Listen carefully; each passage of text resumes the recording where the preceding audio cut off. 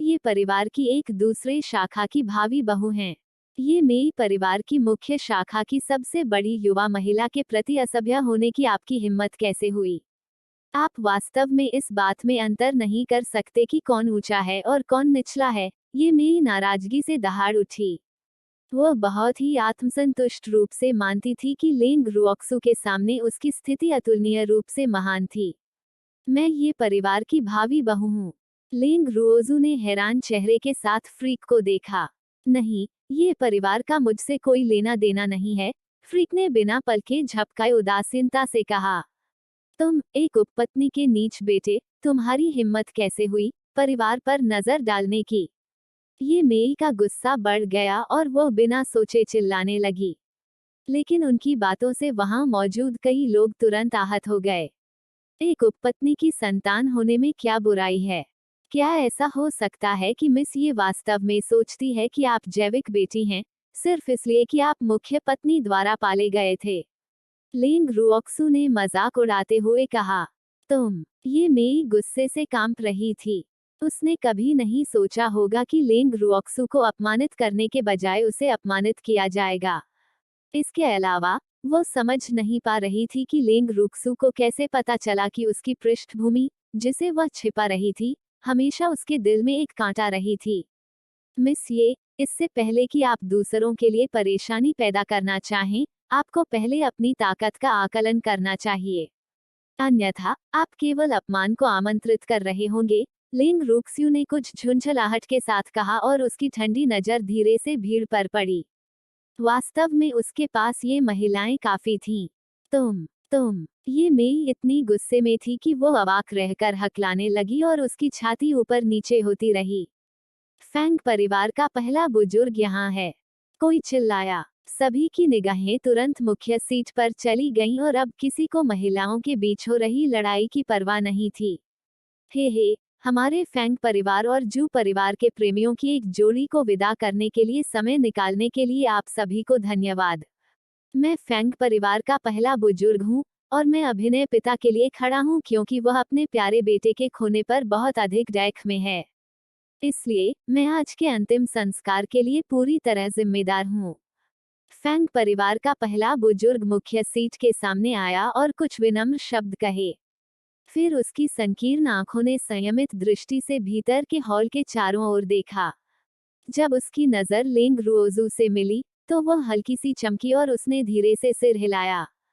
जब उसकी नजर ये मेई पर गई, जो चमकदार लाल पोशाक में थी, तो वह अंधेरा और अस्पष्ट हो गई। भाई, आपकी बेटी यहाँ लाल रंग में क्यों आई? हो ये मिंग के पास बैठी, प्रसन्न हुई। भले ही फैंग और जू परिवार अंतिम संस्कार को एक खुशी की घटना मान रहे थे, लेकिन लाल कपड़ों में यहाँ आना मेजबान को बिल्कुल भी शोभा नहीं दे रहा था। क्या यह मेजबान का स्पष्ट अपमान नहीं था? उसने पहले बुजुर्ग की अभिव्यक्ति को अभी अभी बदला हुआ देखा। क्या उन्होंने यह नहीं कहा कि यह एक खुशी का अवसर है? चूंकि यह एक खुशी का अवसर है, निश्चित रूप से आपको चमकीले कपड़े पहनने होंगे, ये मिंग ने लापरवाही से कहा। ये परिवार आने के लिए तैयार होने के लिए पहले से ही बहुत विनम्र था। गैर जिम्मेदाराना टिप्पणी करने की हिम्मत किसने की? भाई, ये बुद्धिमान हैं। हो यी ने आज्ञाकारी ढंग से अपना मुंह बंद कर लिया और बात करना बंद कर दिया। कई औपचारिकताओं के बाद दफनाने का समय आ गया। फैंग किंगरान और जू नायर को फैंग परिवार के कब्रिस्तान में एक साथ दफनाया जाएगा। हालांकि ऐसी घटना से उन्हें कोई अच्छी स्थिति नहीं मिलेगी, इसलिए उनका दफनाना स्थान काफी दूर था। मिस, क्या यह खत्म हो गया? भीड़ के पीछे खड़े फैंगदा पूछने से खुद को नहीं रोक सके। मुझे नहीं पता। यह लेंग रुओजू का इस दूसरी दुनिया में किसी अंतिम संस्कार में शामिल होने का पहला मौका था, तो वह इन बातों को कैसे समझ सकती थी? यह अभी तक खत्म नहीं हुआ है। हुओ किंग ऊपर चला गया। और क्या? लेंग रुओजू ने हल्के से पूछा। भोज सबसे महत्वपूर्ण चीज है, हुओ किंग ने समझाया। अंत्येष्टि केवल दिखावे के लिए थी क्योंकि वे वैसे भी महत्वपूर्ण लोग नहीं थे। लेकिन भोज अलग था। यह परिवारों के लिए मेलजोल बढ़ाने और एक दूसरे के साथ संबंध बनाने का सबसे अच्छा समय था। ठीक है, लेंग रुक्सु ने सिर हिलाया। उम्मीद है कुछ दिलचस्प होगा। वह केवल इसलिए आई क्योंकि वह चाहती थी कि दुनिया में अराजकता हो। रुओक्सु, तुमने हेवनली फीनिक्स अकादमी क्यों छोड़ दी? हुओ किंग ने निराशा से भरे चेहरे के साथ शिकायत की। इसका आपसे क्या लेना देना है? संकी ने ठंडे स्वर में उत्तर दिया। हम्फ, मेरे ज़ोए के बारे में कोई विचार रखने के बारे में भी मत सोचो। हुओ किंग ने अच्छे स्वभाव से कहा, मैं रुओक्सु से पूछ रहा हूँ, तुमसे नहीं। वह जानता था कि ये चेन उसे पसंद नहीं काटा था। दरअसल उसे ये चेन भी पसंद नहीं था। सुएर को व्यथित होकर घूर रहा था। उसकी आंखें ऐसी लग रही थी मानो वे किसी भी क्षण बरस जाएंगी। मेरे पास हेवनली फीनिक्स अकादमी में सीखने के लिए और कुछ नहीं था, इसलिए मैंने छोड़ दिया।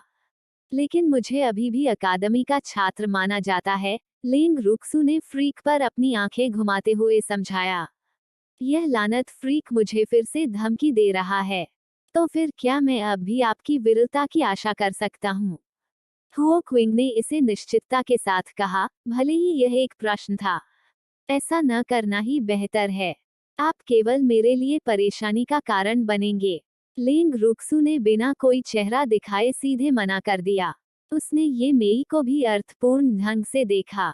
वह मुसीबत से नफरत करती थी और सभी मुसीबतों के स्रोत को अस्वीकार करती थी। चिंता मत करो, मैं इसे संभाल लूंगा, हुओ किंग ने व्यंग्यपूर्ण मुस्कान के साथ कहा।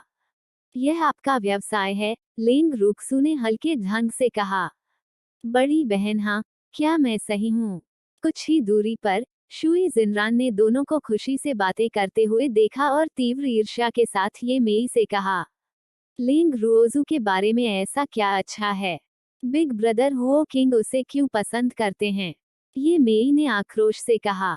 लिंग रुक्स्यू ने अभी अभी अपनी पृष्ठभूमि का खुलासा किया था, इसलिए वह उससे बेहद नफरत करती थी। शुई जिनरान ने तिरस्कार के साथ कहा, वह लोमड़ी पुरुषों को लुभाने में सबसे अच्छी है। जब से उसने गलती से सुना कि हुओ परिवार ने एक बार लिंग परिवार के सामने शादी का प्रस्ताव रखा था, वह शांत नहीं रह पा रही थी। वर्तमान लिंग रुओक्सु पहले से ही उसके शरीर का कांटा बन गई थी। बेचारी लिंग रुओक्सु, वह नहीं जानती थी कि उसके साथ एक काल्पनिक दुश्मन जैसा व्यवहार किया जा रहा है। अगर उसे पता होता, तो वह निश्चित रूप से बड़ी मुसीबत से दूर भाग जाती। हुओ किंग, अधिमानता जितना संभव हो उतना दूर। हर कोई, कृपया इस बूढ़े व्यक्ति के साथ भोजन के लिए मुख्य हॉल में आएं। फैंग परिवार के पहले बुजुर्ग ने दफनाने के बाद कृतज्ञता से भरे चेहरे के साथ कहा। लिंग रुओक्सु सभी के पीछे पीछे मुख्य हॉल तक आई। उन्हें अपनी सीटें मिल गईं और वे बैठ गए। बैठने के बाद लिंग रुओजू को एहसास हुआ कि फैंग परिवार ने वास्तव में 5 महान परिवारों और शाही परिवारों के सदस्यों के साथ अपनी सीटों की व्यवस्था की थी। मेज पर 10 लोग बैठे थे। उन चारों के अलावा फैंग मोरन, हुओ किंग, शुई जिनरान, ये जियो और ये मेई भी थे। लिंग रुओजू ने दूसरे व्यक्ति को नहीं पहचाना। बड़े भाई फैंग, आपने हमारे लिए एक ही मेज पर बैठने की व्यवस्था क्यों की? लिंग रुओक्सु ने फैंग मोरन से धीरे से पूछा।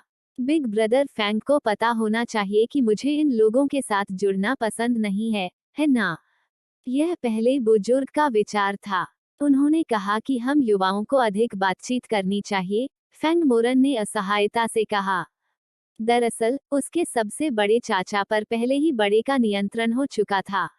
अब पूरे फैंग परिवार में उनके दादा को छोड़कर, जो एकांत में थे, सब कुछ पहले बुजुर्ग के नियंत्रण में था। अलग अलग रास्ते अलग अलग योजनाओं की ओर ले जाते हैं, लिंग रुओजू ने हल्के ढंग से कहा। वे एक ही चैनल पर नहीं थे, इसलिए संवाद करने का कोई तरीका नहीं था। सुएर, व्यंजन वास्तव में आप सभी के पसंदीदा हैं, फ्रीक ने लिंग रुओजू के दूसरी ओर से कहा जब उसने एक के बाद एक परोसे जा रहे व्यंजनों को देखा। ओह, लिंग रुक्स्यू ने सिर हिलाया और फैंग मोरन की ओर देखा। क्या फैंग परिवार का पहला बुजुर्ग मुझे सद्भावना दिखा रहा है? हर कोई, आज अपनी उपस्थिति से हमें गौरवान्वित करने के लिए धन्यवाद। यह बूढ़ा व्यक्ति हर किसी को एक टोस्ट का प्रस्ताव देना चाहता है। फैंग परिवार के पहले बुजुर्ग ने स्पष्ट तरीके से अपना प्याला खाली कर दिया। पहला बुजुर्ग बहुत विनम्र है, किसी ने कहा। हाँ। जब हर कोई खाना खा रहा था, लेंग रुओजू, जो पड़ोसी मेज पर बैठे थे, ने चुपचाप फैंग परिवार के पहले बुजुर्ग को आकार दिया। इस पहले बुजुर्ग के चेहरे की विशेषताएं अच्छी थीं, वह दयालु दिखता था और थोड़ा मोटा था। वह लंबा नहीं था, लेकिन उसकी आंखों में चतुराई छिप नहीं सकती थी। इसके अलावा, यह पहला बुजुर्ग आध्यात्मिक सर्वोच्चता वाला था। उसने लंबे समय से सुना था कि फैंग परिवार के पहले बुजुर्ग को किसी भी चीज की परवाह नहीं थी। लेकिन किसी कारण से, बिग ब्रदर फैंग के फैंग परिवार में लौटने के बाद, पहला बुजुर्ग, जो हमेशा निष्क्रिय रहता था, अचानक आक्रामक हो गया। सबसे पहले, उन्होंने फैंग परिवार के युवा स्वामी को जमीन से हटा दिया, और फिर उन्होंने अभिनय कुलपति की शक्ति को जब्त कर लिया। किसी को नहीं पता था कि पहले बुजुर्ग का मकसद क्या था, लेकिन उन्होंने सुना था कि पहले बुजुर्ग ने बिग ब्रदर फैंग के साथ काफी अच्छा व्यवहार किया था। मिस लिंग, क्या आप आज भोजन से संतुष्ट नहीं हैं? फैंग परिवार का पहला बुजुर्ग लिंग रुक्स्यू की निगाहों को महसूस करने के बाद वहां से चला गया। बिल्कुल नहीं, मैं बहुत संतुष्ट हूँ। इसके बजाय लिंग रुओक्सू अपनी मेज पर मौजूद लोगों से नाखुश थीं। लेकिन मिस लिंग ने खाना भी नहीं खाया, पहले बुजुर्ग ने बहुत ईमानदारी से कहा, और उसकी आंखें चमक उठीं। यह एक चालाक छोटी लोमड़ी है। हे, मैं फर्स्ट एल्डर की वीरतापूर्ण उपस्थिति को देखने के बाद खाना लगभग भूल गया था। लिंग रुक्स्यू ने थोड़ी सी भी शर्मिंदगी के बिना बकवास कहा। मिस लिंग वास्तव में शब्दों में बहुत अच्छी हैं, पहले बुजुर्ग ने मुस्कुराते हुए कहा, और उसकी पहले से ही छोटी आंखें और भी संकीर्ण हो गईं। प्रशंसा के लिए धन्यवाद, प्रथम बुजुर्ग। मिस लिंग, कृपया आनंद लें। मैं आपको और परेशान नहीं करूंगा। फिर पहला बुजुर्ग अपनी सीट पर लौट आया। लिंग रुओजू ने व्यंजनों से भरी मेज की ओर देखा। उसने अपनी चॉपस्टिक उठाए और मछली का एक टुकड़ा लेने ही वाली थी कि उससे छीन लिया गया। जब उसने दूसरा टुकड़ा लेना चाहा तो उसे फिर छीन लिया गया। आपका इससे क्या मतलब है? लिंग रुओजू ने बहुत अप्रसन्नता महसूस करते हुए ठंडे चेहरे से सीधे सवाल किया। मुझे कोई मतलब नहीं है। मैं सिर्फ खाना चाहता हूँ। ये मेई ने लिंग रुओजू को अहंकारपूर्वक देखा। सुएर, मैं तुम्हें एक टुकड़ा लाऊंगा। चलो सुअर के साथ झगड़ा न करें। फ्रीक ने तुरंत उसे फुसलाया और उसकी प्लेट में मांस का एक टुकड़ा रख दिया। यह सही है। सुअर के साथ उपद्रव करने की कोई जरूरत नहीं है। हमें सुअर को मारने के लिए उसे मोटा करने के लिए और अधिक खाने देना होगा, लिंग रुओक्सू ने मजाक में कहा। हा हा हा हा, उसके शब्दों ने फैंग दा को अनियंत्रित रूप से हंसने पर मजबूर कर दिया। लिंग रुओजू ने जो कहा उसे सुनने के बाद, बाकी लोगों ने ये परिवार के चेहरे की खातिर अपनी हंसी रोक ली, लेकिन उनके कांपते कंधों ने उन्हें धोखा दे दिया। धिक्कार है। आप किसे सुअर कह रहे हैं? ये मेहुओ दहाड़ उठा। क्या लिंग रुओक्सू परेशानी की तलाश में था? क्या आप नहीं जानते? क्या पूछने की जरूरत है? ये मेई के सामने भोजन से भरी प्लेट को देखते हुए लिंग रुओक्सू ने बदले में पूछा। मिस लिंग, क्या किसी लड़की को सुअर कहना बहुत ज्यादा नहीं है? ये मिंग, जो पड़ोसी मेज पर बैठे थे, ने कुछ नाराजगी के साथ कहा। पिताजी, लिंग रुक्स्यू को मुझसे परेशानी हो रही है। आपको अपनी बेटी के लिए न्याय कायम रखना होगा। जब ये मेई ने अपने पिता को उसका समर्थन करते देखा तो वह आत्मविश्वास से भर गई। क्या यह दोषी द्वारा पहले दूसरे पक्ष पर मुकदमा करने का क्लासिक मामला है? बहुत सारी जोड़ी आंखें देख रही हैं। हर कोई जानता है कि परेशानी पैदा करने वाला कौन है। बहस करने की कोई जरूरत नहीं है, लिंग रुओक्सू ने इस पिता और बेटी के अभिनय पर बिल्कुल भी ध्यान न देते हुए शांति से कहा। बुरे काम करने वाले घृणित लोगों का उल्लेख करना उचित नहीं था। लिंग रुक्स्यू, क्या आपका मतलब है कि मैंने आपके साथ अन्याय किया है? ये मेई ने व्यथित होकर कहा। मिस ये, मेरा कोई मतलब नहीं है। लेकिन अगर आप शर्मिंदगी से नहीं डरती हैं तो आप जारी रख सकती हैं। मैं आपका मनोरंजन नहीं करूंगा। लिंग रुओक्सू ने अपनी आंखों में तिरस्कार के साथ ठंडे भाव से कहा। चलो वापस चलते हैं। लिंग रुओजू उठ खड़े हुए, पहले बुजुर्ग की ओर देखा, और फिर जाने के लिए मुड़े। वो एक चुटकुला देखने आई थी, न कि उसके जैसा व्यवहार किए जाने के लिए। ठीक है। फ्रीक और अन्य दो जल्दी से खड़े हो गए और लेंग रुओक्सू के साथ चले गए। सुएर, मेरे लिए रुको। फैंग मोरन ने उसका पीछा किया। सुएर, मुझे बहुत खेद है। फैंग मोरन ने दरवाजे पर लेंग रुक्स्यू और अन्य लोगों को पकड़ लिया। उसका चेहरा अपराधबोध से भरा था। मुझे जुएर को आने के लिए नहीं कहना चाहिए था। बिग ब्रदर फैंग, आप क्या कह रहे हैं? यह आपकी गलती नहीं है। ये परिवार मेरे साथ परेशानी मोल लेना चाहता है, लेंग रुक्सू ने सांत्वना दी। मैं तुम्हारे साथ वापस जाऊंगा। फैंग मोरन ने लेंग रुओजू को देखा। बिग ब्रदर फैंग, आप मेजबान हैं, लेंग रुओक्सू ने याद दिलाया। मेजबान एक अतिथि की तरह इतना अनौपचारिक कैसे हो सकता है? इससे कोई फर्क नहीं पड़ता। मुझे कोई फर्क नहीं पड़ता। बिग ब्रदर फैंग, फैंग किंगरान मर चुका है, और आप फैंग परिवार के युवा मास्टर बन सकते हैं, लिंग रुओक्सू ने एहसास के साथ कहा। उनकी राय में, पहले बुजुर्ग के कार्यों ने पहले ही उसके इरादों को स्पष्ट कर दिया था। सुएर, मुझे फैंग परिवार का युवा स्वामी बनने में कोई दिलचस्पी नहीं है। मैंने हमेशा आपका अनुसरण करने की कसम खाई है, फैंग मोरन ने उत्सुकता से समझाया। बिग ब्रदर फैंग, मैं समझती हूँ। लेकिन मुझे वास्तव में आपके फैंग परिवार के युवा मास्टर बनने पर कोई आपत्ति नहीं है, लिंग रुओक्सू ने अपने विचार व्यक्त किए।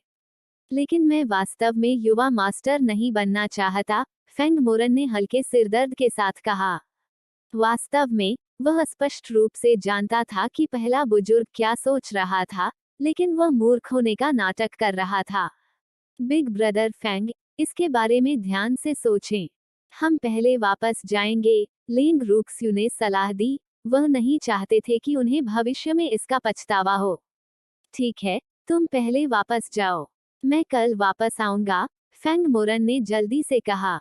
बड़े भाई, क्या आप सचमुच फैंग परिवार के युवा स्वामी नहीं बनना चाहते? लिंग रुओजू के चले जाने के बाद फैंग एओरन दिखाई दिए। नहीं, फैंग मोरन ने अपने छोटे भाई की ओर देखते हुए धीरे से कहा। लेकिन पिता, माता और प्रथम बुजुर्ग सभी आशा करते हैं कि आप कर सकते हैं। फैंग एओरन ने झिझकते हुए कहा। जब से उसका सबसे बड़ा भाई लौटा, उसके माता पिता, जिन्हें उसके सबसे बड़े चाचा ने ग्रामीण इलाकों में भेज दिया था, पहले बड़े भाई द्वारा वापस ले आए। उनके पिता ने भी फैंग परिवार के दूसरे स्वामी के रूप में अपनी पहचान और दर्जा हासिल कर लिया। उनकी दूसरी शाखा फिर से उठ खड़ी हुई, और सबसे बड़ी शाखा पहले बुजुर्ग और अन्य के दमन के तहत धीरे धीरे कम हो गई। वर्तमान स्थिति उनकी दूसरी शाखा के लिए सबसे अच्छी थी, इसलिए फैंग एओरन को पता था कि उनके पिता निश्चित रूप से इस अवसर को हाथ से जाने नहीं देना चाहेंगे। उसका भाई निश्चित रूप से युवा मास्टर बनने वाला था। ओरन, मैं आपके लिए अस्थायी रूप से फैंग परिवार में रह रहा हूँ। मुझे परवाह नहीं है कि वे क्या सोचते हैं। मैं फैंग परिवार का युवा स्वामी नहीं बनूंगा। पिता चाहे तो पितृसत्ता हो सकते हैं, लेकिन मुझे सौदेबाजी के साधन के रूप में इस्तेमाल न करें, फैंग मोरन ने फैंग एओरन से स्पष्ट रूप से कहा। यह संभवतः पहली बार था जब उसने अपने छोटे भाई को अपने विचार इतनी स्पष्टता से बताए। वो एक प्रभावशाली परिवार में पले बड़े थे और उन्होंने मानव स्वभाव की चंचलता का अनुभव किया था। इसलिए, वो अब कभी भी दूसरों को उसका उपयोग नहीं करने देगा, भले ही वे उसके माता पिता ही क्यों न हों। बड़े भाई, यदि आप युवा मास्टर नहीं बनते हैं, तो हमारे फैंग परिवार में कोई और नहीं है, फैंग एओरन ने चिंतित होकर कहा। उनका भाई अब फैंग परिवार की युवा पीढ़ी में सबसे उत्कृष्ट व्यक्ति था। यदि उसका भाई परिवार का युवा स्वामी बनने के लिए तैयार नहीं था, तो फैंग परिवार। कौन कहता है कि कोई नहीं है? क्या अब भी तुम नहीं हो? ओरन, मैं जुएर का अनुसरण करना चाहता हूँ। मैं हमेशा तुम्हारे साथ नहीं रहूंगा। फैंग मोरन को पता था कि उसके भाई की निर्भरता उसकी वजह से थोड़ी मजबूत हो गई है, इसलिए उसे ओरान को इसका एहसास कराना पड़ा। फैंग परिवार का भविष्य उसके हाथ में नहीं था, और वह हमेशा खुद को फैंग परिवार का राहगीर मानता था। बड़े भाई, मैं वास्तव में युवा मास्टर भी नहीं बनना चाहता, फैंग एओरन ने ईमानदारी से कहा। दरअसल अभी 1-2 दिन नहीं हुए थे जब उसके मन में ऐसे विचार आए थे। रुओजू और अन्य लोगों के साथ उसके दिन छोटे थे, लेकिन वह वास्तव में उनके बीच के माहौल से ईर्ष्या करता था। यह बहुत सौहार्दपूर्ण और गर्मजोशी भरा था। बड़े परिवारों में ऐसा माहौल अनुभव ही नहीं होता। और तुम फैंग मोरन को उम्मीद नहीं थी कि उसका भाई इस तरह के विचार रखेगा। बड़े भाई, क्या मैं आपका अनुसरण कर सकता हूँ? फैंग एओरन ने फैंग मोरन की ओर आशा से देखा। फैंग मोरन फैंग एओरन के शब्दों से स्तब्ध रह गए और उन्हें होश में वापस आने में काफी समय लगा। क्या मैंने इसे सही सुना? ओरन, तुम मेरा अनुसरण करना चाहते हो? फैंग मोरन ने पुष्टि करने के लिए कहा। मैं युवा मास्टर नहीं बनना चाहता। मैं सिर्फ बिग ब्रदर का अनुसरण करना चाहता हूँ, फैंग एओरन ने गंभीरता से शब्द दर शब्द कहा। फैंग मोरन ने बेबसी से कहा, औरान, न तो पहले बुजुर्ग और न ही हमारे माता पिता सहमत होंगे अगर हम दोनों जाएंगे। वह पहले से ही अपने माता पिता के क्रोधित चेहरों की कल्पना कर सकता था। मुझे विश्वास है कि बिग ब्रदर पहले बुजुर्ग को समझाने का एक तरीका सोचेंगे, फैंग एओरन ने चेहरे पर लोमड़ी जैसी मुस्कान के साथ चालाकी से कहा। हे, मुझे पता है कि बिग ब्रदर सहमत हैं क्योंकि वह यह कहने को तैयार हैं। औरन, चलो एक सौदा करते हैं। अगर मैं पहले बुजुर्ग को मना नहीं सका, तो तुम्हें फैंग परिवार में आज्ञाकारी रूप से रहना होगा। फैंग मोरन ने अपने भाई को रोने और बाद में हंगामा करने से रोकने के लिए पहले ही भद्दे शब्द कहे। हाँ हाँ, फैंग एओरन ने आज्ञाकारी ढंग से सिर हिलाया। लेकिन वह घर पर रहकर कठपुतली नहीं बनेगा। सबसे बुरी स्थिति में वह घर से भाग जाएगा। मेहमानों के धीरे धीरे तितर बितर होने के बाद फैंग मोरन सीधे पहले बुजुर्ग के पास गए। पहले बुजुर्ग के कमरे में। मोरन, तुम मुझे क्यों ढूंढ रहे हो? पहले बुजुर्ग ने पूछा, भले ही उसे उत्तर पता था। फैंग मोरन ने सीधे कहा, पहले बुजुर्ग, आपके प्यार के लिए धन्यवाद, लेकिन मैं वास्तव में फैंग परिवार का युवा स्वामी नहीं बन सकता। फैंग किंगरान मर चुका था, लेकिन फैंग परिवार के युवा गुरु के चयन में देरी नहीं होगी। इतना ही नहीं, बल्कि फैंग किंगरान की मौत के प्रभाव को कम करने के लिए इसे कम से कम समय में तय करना था। क्या आप जानते हैं कि आप क्या कह रहे हैं? पहले बुजुर्ग ने भावशून्यता से पूछा, लेकिन उसकी आवाज में नाराजगी स्पष्ट थी। मुझे पता है। मुझे उम्मीद है कि फर्स्ट एल्डर सहमत होंगे। फैंग मोरन अभी भी पहले बुजुर्ग का बहुत सम्मान करते थे। क्या आप जानते हैं कि कितने लोगों की नजर इस पद पर है? मुझे पता है, लेकिन मैं वास्तव में उपयुक्त नहीं हूँ। फैंग मोरन ने अपना रुख नीचे कर लिया। यदि आप उपयुक्त नहीं हैं, तो कोई भी उपयुक्त नहीं है। पहले बुजुर्ग ने फैंग मोरन को घूर कर देखा। एक दिव्य जानवर वाले आध्यात्मिक संप्रभु ने वास्तव में कहा कि वह परिवार का युवा स्वामी बनने के योग्य नहीं था। फिर योग्य कौन था? एक दिव्य जानवर। यहाँ तक कि उसके पास एक भी नहीं था। पहले बुजुर्ग, परिवार प्रतिभाओं से भरा है। मुझसे भी अधिक उपयुक्त कोई होगा, फैंग मोरन ने बहुत विनम्रता से कहा। ठीक है, मैं तुम्हें तब तक जाने दूंगा जब तक तुम मुझे एक दिव्य जानवर के साथ एक आध्यात्मिक संप्रभु पाओगे। पहले बुजुर्ग ने जानबूझकर चीजों को कठिन बना दिया।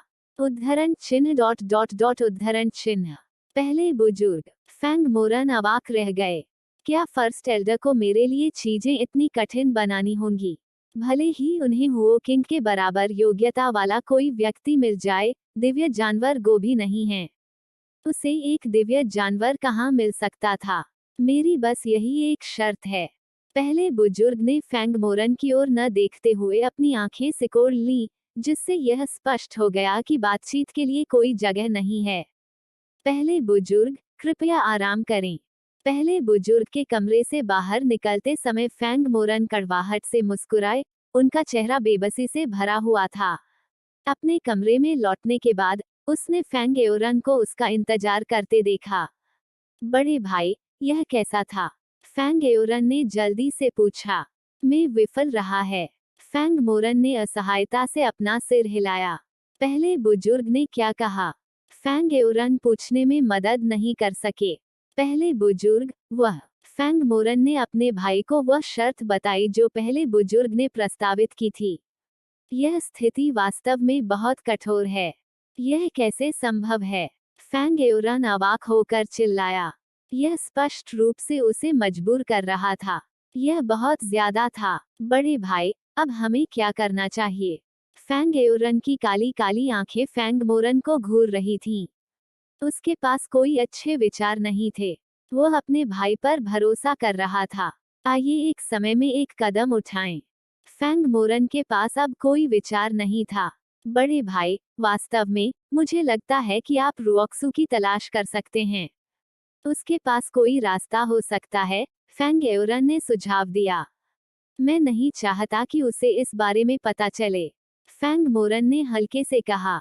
उस पर जुएर का काफी कर्ज था।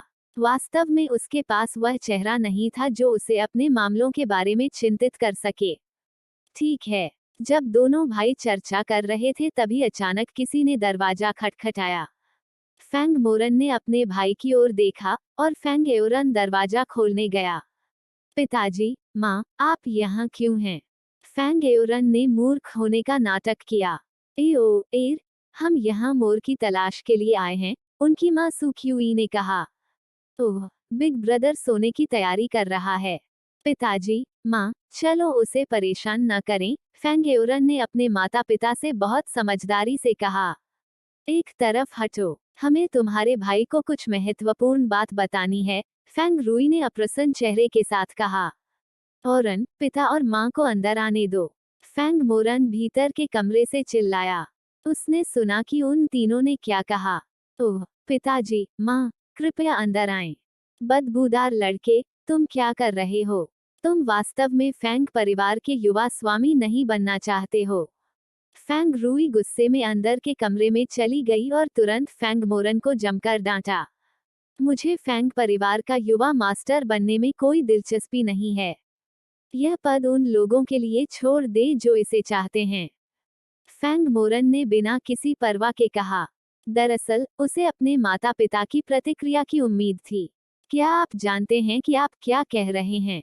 मुझे लगता है कि आप थक गए होंगे। फिलहाल बाहर न जाएं और घर पर ही रहें।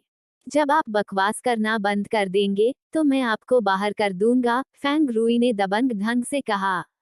मैं जानता हूं कि मैं क्या कह रहा हूं। यह सिर्फ इतना है कि आप इसे स्वीकार नहीं करना चाहते हैं, फैंग मोरन ने लापरवाही से कहा। यह शीर्ष परिवारों के बीच तथाकथित पारिवारिक स्नेह था। सब कुछ फायदे के लिए था। एक बेटा तभी अच्छा बेटा होता है जब उसके पास मूल्य होता है। जब वो उनके अनुरोधों को पूरा नहीं कर सका, तो वह एक परित्यक्त पुत्र बन गया। सौभाग्य से, वह लंबे समय से इस तरह के पारिवारिक स्नेह के प्रति उदासीन था। फैंग परिवार में रहने के दौरान, उसके माता पिता हमेशा कहते थे कि वे उसे मुआवजा देना चाहते हैं और उसकी देखभाल करना चाहते हैं, लेकिन वह अच्छी तरह से जानता था कि उसके माता पिता उसे अपने फायदे के लिए इस्तेमाल कर रहे थे। वह पहले से ही पितृसत्ता बनने में अपने पिता की सबसे बड़ी सौदेबाजी करने वाला व्यक्ति बन गया था। वह जानता था कि जब तक वो फैंग परिवार का युवा स्वामी बना रहेगा, पहला बुजुर्ग उसके पिता को कुलपिता बनने में सहायता करेगा। लेकिन चूंकि उन्होंने इनकार कर दिया, इसलिए उनके पिता का कुलपिता का पद खत्म होने की बहुत संभावना थी। अन्यथा, उसके पिता इतने क्रोधित नहीं होते। संभवतः, पहले बुजुर्ग ने पहले ही अपने पिता से बातचीत कर ली थी। तुम अविवाहित पुत्र हो, मैंने तुम्हें बिना कुछ लिए पाला है। फैंग रुई दहाड़ने लगा और उसका चेहरा गुस्से से बैंगनी हो गया। वह वास्तव में समझ नहीं पा रहा था कि क्यों, लेकिन पहले बुजुर्ग ने युवा मास्टर के पद के लिए उन कई लोगों में से अपने बेटे का पक्ष लिया जो इस पर नजर रख रहे थे। फिर भी उनका यह अविवाहित पुत्र वास्तव में इतना अच्छा काम करने को तैयार नहीं था। इसने उसे सचमुच बहुत परेशान किया।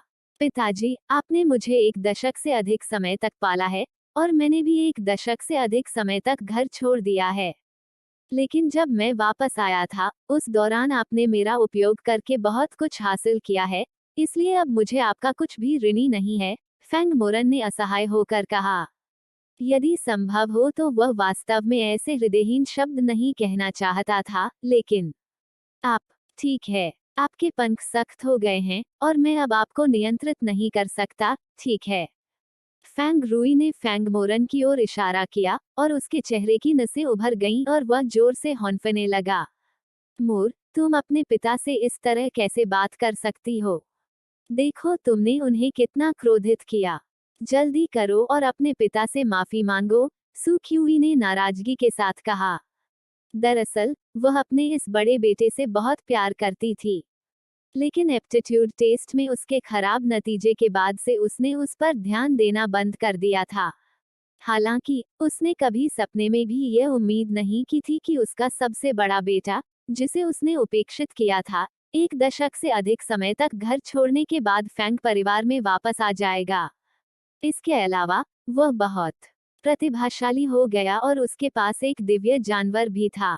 इसके कारण दंपति आशा देखे बिना नहीं रह सके। इसके अलावा पहले बुजुर्ग ने उनसे वादा किया था कि जब तक फैंग मोरन फैंग परिवार के युवा स्वामी बने रहेंगे, फैंग परिवार का अगला मुखिया निश्चित रूप से फैंग रुई होगा। वे जानते थे कि उनके और फैंग परिवार के लिए उनके बड़े बेटे की भावनाएं इतने लंबे समय तक नजरअंदाज किए जाने के कारण फीकी पड़ गई थी, इसलिए वे इसकी भरपाई करने के तरीकों के बारे में सोच रहे थे। लेकिन फैंग किंगरान की अचानक मौत ने मामले को और अधिक जरूरी बना दिया। भावनाओं को नए सिरे से विकसित करने की उनकी मूल योजना बाधित हो गई, और फैंग मोरन ने कहा कि वो युवा मास्टर नहीं बनना चाहते थे, जिससे युगल घबरा गए। उन्होंने पहले बुजुर्ग को सुझाव दिया था कि मामले की घोषणा करने से पहले उन्हें कार्रवाई करनी चाहिए। इस तरह फैंग मोरन के पास ऐसा करने के अलावा कोई विकल्प नहीं होगा। लेकिन पहला बुजुर्ग इस विचार के बहुत खिलाफ था। पहला बुजुर्ग चाहता था कि फैंग मोरन स्वेच्छा से ऐसा करे क्योंकि उसे लगता था कि फैंग मोरन फैंग परिवार के हितों पर गंभीरता से तभी विचार करेगा जब वह अपनी पहचान स्वीकार करेगा। पिताजी, मुझे क्षमा करें। मैं फैंग परिवार का युवा स्वामी नहीं बनूंगा, फैंग मोरन ने दोहराया। उसे कभी उम्मीद नहीं थी कि उसके माता पिता उसे समझ सकेंगे, लेकिन वह उनके हाथों का मोहरा भी नहीं बनना चाहता था। आप, पति, नाराज मत हो। चलो पहले वापस चलते हैं। मोर को इस पर ध्यान से विचार करने दो। शायद वह खुद इस पर विचार करेगा। सू क्यूई ने फैंग रुई को मनाने के लिए उसकी पीठ धीरे से थपथपाई। ठीक है, अविवाहित पुत्र, स्वयं इस पर पुनर्विचार करो। फैंग रुई दहाड़ते हुए सू क्यूई की मदद से गुस्से में फैंग मोरन के कमरे से बाहर निकल गई। बड़े भाई, फैंग एओरन ने चिंतित होकर अपने भाई की ओर देखा। अफसोस, उसे उम्मीद नहीं थी कि उसके माता पिता इतनी कड़ी प्रतिक्रिया देंगे। वह अभी थोड़ा डरा हुआ था। मैं ठीक हूँ, ओरन। अपने कमरे में वापस जाओ और सो जाओ, फैंग मोरन ने कहा। वह नहीं चाहता था कि उसका भाई चिंतित हो।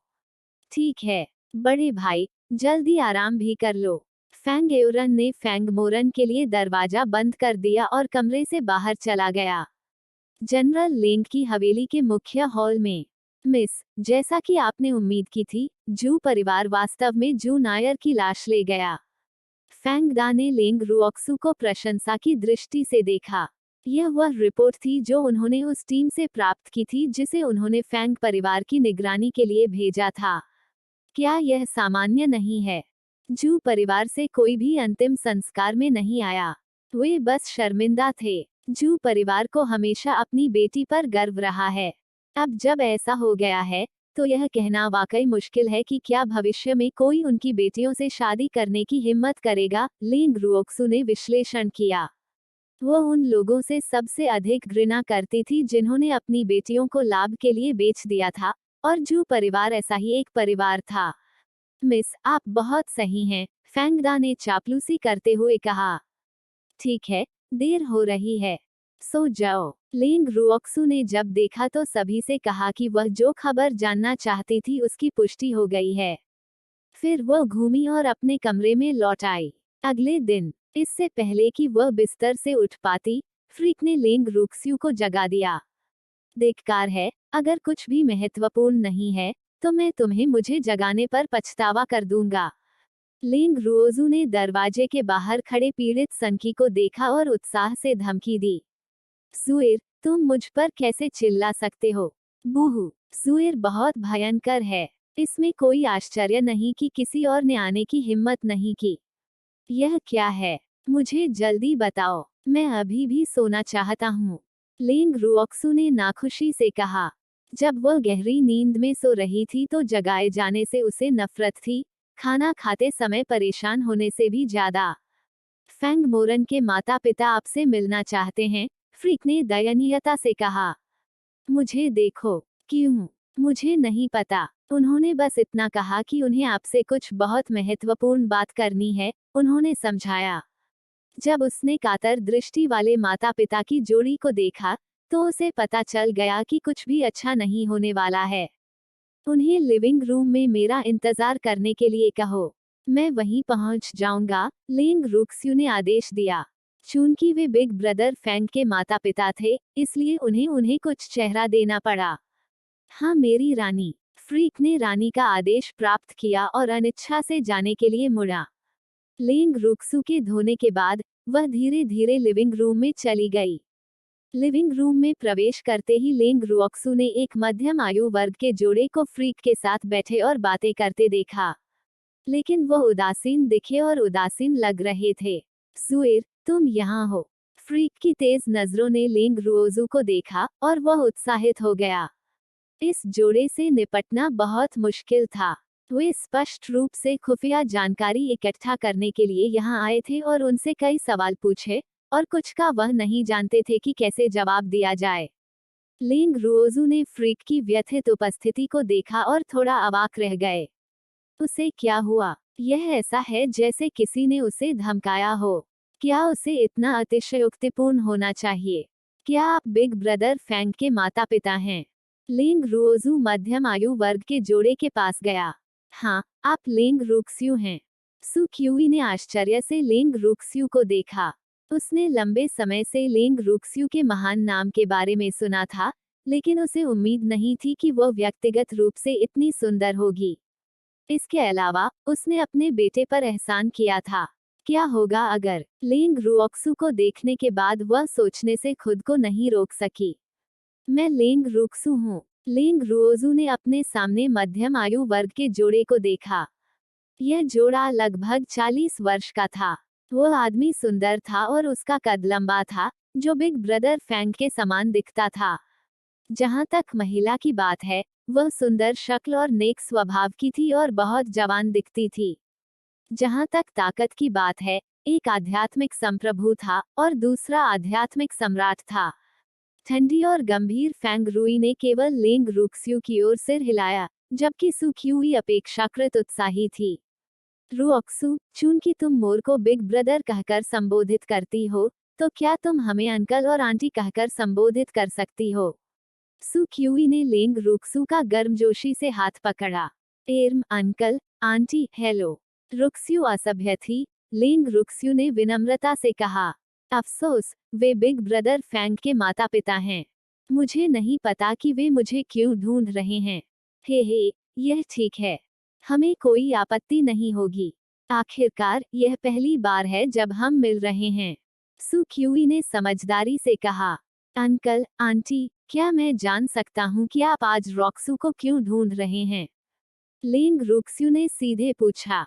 ओह, कुछ तो हुआ। सु क्यूई ने थोड़ा शर्मिंदा होते हुए कहा। आंटी, सीधे सीधे बताओ। लिंग रुओजू इधर उधर घूमना और समय बर्बाद नहीं करना चाहती थी। चूंकि वे बिग ब्रदर फैंग के माता पिता थे, इसलिए वह तब तक मदद करेगी जब तक कि उनके अनुरोध बहुत अनुचित न हो। रुओक्सू, यह इस तरह है। आप जानते हैं कि किंगरान का अभी निधन हो गया है, लेकिन फैंग परिवार के युवा मास्टर का पद खाली नहीं रह सकता। इसलिए पहला बुजुर्ग चाहता है कि मोरन युवा मास्टर बने, सु क्यूई ने सरलता से समझाया। यह तो अच्छी बात है। लिंग रुक्सू ने प्रतिध्वनि की। बेशक यह एक अच्छी बात है। यह एक अच्छी बात है कि बहुत से लोग मांग नहीं सकते, लेकिन वह मूर्ख बच्चा तैयार नहीं है। मुझे बताओ, क्या उसके जैसा मूर्ख कोई है? सु क्यूई ने लिंग रुओजू से शिकायत की। बिग ब्रदर फैंग इच्छुक नहीं है। हाँ, वह ऐसा नहीं चाहता है, इसलिए हम आपसे उसकी मदद करने और उसे मनाने के लिए कहना चाहेंगे। वह आपका आभारी है, इसलिए शायद वह आपकी बात सुनेगा, सु क्यूई ने सुझाव दिया। यह कुछ ऐसा था जिस पर जोड़े ने पूरी रात चर्चा की थी। आंटी, ऐसा नहीं है कि मैं मदद नहीं करना चाहता। बात सिर्फ इतनी है कि मुझे कभी भी दूसरों पर थोपना पसंद नहीं है।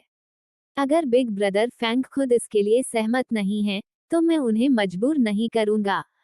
इसके अलावा मेरे पास इसका अधिकार नहीं है, लिंग रुओक्सु ने अच्छी तरह से समझाया। रुओक्सु, हम बस यही चाहते हैं कि आप उसे मनाने में हमारी मदद करें, न कि उसे मजबूर करें। आप नहीं जानते कि यह बच्चा कितना जिद्दी है। वह पहले बड़े द्वारा प्रस्तावित शर्त को पूरा नहीं कर सकता, सु क्यूई ने असहाय होकर कहा। पहले बुजुर्ग ने क्या प्रस्ताव रखा? लिंग रुक्स्यू ने उत्सुकता से पूछा। सु क्यूई ने चिंता से भरे कड़वे और सुंदर चेहरे के साथ कहा, पहले बुजुर्ग ने कहा कि जब तक वह फैंग परिवार की युवा पीढ़ी के बीच एक दिव्य जानवर के साथ एक आध्यात्मिक संप्रभु को नहीं ढूंढ लेता, तब तक वह मोर पर दबाव नहीं डालेगा। यह स्थिति वास्तव में बहुत मांग वाली है। लिंग रुक्स्यू ने सहमति में सिर हिलाया। हालांकि यह उसके लिए मुश्किल नहीं था, लेकिन बेशक यदि आपके पास उत्कृष्ट योग्यता है, तो भी आप एक दिव्य जानवर कहां से पा सकते हैं? यहाँ तक कि पहले बुजुर्ग के पास भी कोई दिव्य जानवर नहीं है। मोर का दिव्य जानवर फैंग परिवार में एकमात्र था, इसलिए मोर फैंग परिवार और जोड़े दोनों के लिए बहुत महत्वपूर्ण था। आंटी, फिर मैं बिग ब्रदर फैंग को मनाने के लिए आपके साथ चलूंगा। लिंग रुक्सू ने कुछ सोचने के बाद कहा। वह बिग ब्रदर फैंग को अकेला नहीं छोड़ सकती थी। ठीक है, सु क्यूई तुरंत खुशी से झूम उठी। वह उसके यह कहने का इंतजार कर रही थी। लिंग रुओक्सु और फ्रीक ने फैंग रुई और उनकी पत्नी का फैंग परिवार के मुख्य निवास तक पीछा किया। रुओक्सु, मैं तुम्हारे साथ अंदर नहीं जाऊंगी, सु क्यूई ने अजीब तरीके से कहा। ठीक है। लिंग रुओक्सु ने बिग ब्रदर फैंग के यार्ड के बाहर पहरा दे रहे गार्डों को देखा, और उसके दिल में समझ की एक किरण चमक उठी। वह फैंग मोरन के कमरे में गई, दरवाजा खटखटाया और फ्रीक के साथ प्रवेश किया। सुइर, तुम यहाँ क्यों हो? फैंग मोरन उन्हें देखकर आश्चर्यचकित रह गए। तुम्हारे माता पिता आज सुबह जनरल की हवेली में गए थे, फ्रीक ने बहुत ही नाखुश अभिव्यक्ति के साथ अजीब स्वर में कहा। सुइर, उनकी बात मत सुनो। मैं वास्तव में युवा मास्टर नहीं बनना चाहता, फैंग मोरन ने उत्सुकता से समझाया। बिग ब्रदर फैंग, मुझे पता है। मैं यहाँ आपको मनाने के लिए नहीं आया हूँ। मुझे फैंग परिवार के पहले बुजुर्ग से मिलने के लिए लाओ। लिंग रुओक्सु ने फैंग मोरन को बाधित किया। क्या तुम सचमुच उसे देखना चाहते हो? हाँ, ठीक है, लेकिन मेरी खातिर पहले बुजुर्ग की किसी भी शर्त से सहमत मत होना, फैंग मोरन ने आंखों में चेतावनी भरी दृष्टि से कहा। उस पर जुइर का काफी कर्ज था। चिंता मत करो, मुझे पता है मैं क्या कर रहा हूँ। फैंग मोरन लिंग रुओजू और ये चेन को पहले बुजुर्ग के निवास पर ले आए। रास्ते में उसे किसी ने नहीं रोका। आप सभी बाहर प्रतीक्षा करें। केवल मिस लिंग को ही प्रवेश की अनुमति है, घर के पहले बुजुर्ग ने निर्देश दिया। सुएर, फ्रीक ने लिंग रुओक्सु को पकड़ लिया, जो घर में प्रवेश करने वाला था, और घर में गंदे बूढ़े बूढ़े को नाराजगी से घूरने लगा। हम्फ, यह बूढ़ा विकृत व्यक्ति वास्तव में केवल यही चाहता है कि जुइर उसे अकेले देखे। अच्छे रहो और बाहर मेरा इंतजार करो, लिंग रुक्स्यू ने घर में प्रवेश करते हुए कहा। पहले बुजुर्ग, आपकी शर्तें क्या हैं? मुझे बताओ, लिंग रुओजू ने स्पष्ट रूप से कहा। मिस लिंग, आपको सच बताने के लिए, हमारे फैंग परिवार में वर्तमान में आरक्षित ताकत की कमी है, और हमारे कई वंशजों में अच्छी योग्यता नहीं है। मोरन हमारी युवा पीढ़ी में सर्वश्रेष्ठ है, इसलिए मोरन के नेतृत्व में हमारा फैंग परिवार निश्चित रूप से अधिक समृद्ध हो जाएगा, पहले बुजुर्ग ने ईमानदारी से कहा, उसका चेहरा प्रत्याशा से भरा था। पहले बुजुर्ग, अगर बिग ब्रदर फैंग युवा मास्टर बनना चाहते हैं, तो मैं निश्चित रूप से उनका समर्थन करूंगा। लेकिन अब वह इसे खुद नहीं करना चाहते हैं, और मैं नहीं चाहता कि कोई उन्हें मजबूर करे। लिंग रुओजू ने पहले बुजुर्ग को अपने विचार बताए। उसे उम्मीद थी कि उसके संरक्षण में हर कोई खुशी से रह सकता है। फैंग परिवार दूसरा महान परिवार है। फैंग परिवार का युवा स्वामी बनना कितना सम्मानजनक है। यह उसे मजबूर कैसे कर गया? बोलते समय पहला बुजुर्ग थोड़ा गुस्से में था। अगर ऐसा कुछ दूसरों के साथ होता तो वे बहुत खुश होते, लेकिन वास्तव में कोई ऐसा था जो इसके लिए तैयार नहीं था। वह वास्तव में समझ नहीं सका। पहले बुजुर्ग, यह दूसरों के लिए सम्मान की बात हो सकती है, लेकिन यह उन लोगों के लिए कुछ भी नहीं है जो प्रसिद्धि और भाग्य को महत्व नहीं देते हैं। लिंग रुक्स्यू का तात्पर्य यह था कि फेंग मोरन वह व्यक्ति था जो प्रसिद्धि और भाग्य को महत्व नहीं देता था। भविष्य में उसे इसका पछतावा होगा। पहला बुजुर्ग दहाड़ा। आखिरकार परिवार के किसी कनिष्ठ व्यक्ति का पक्ष लेना उनके लिए आसान नहीं था। यह उसकी अपनी पसंद है, लिंग रुक्स्यू ने लापरवाही से कहा। चूंकि उसने चुन लिया था, इसलिए पछताने की कोई जरूरत नहीं थी।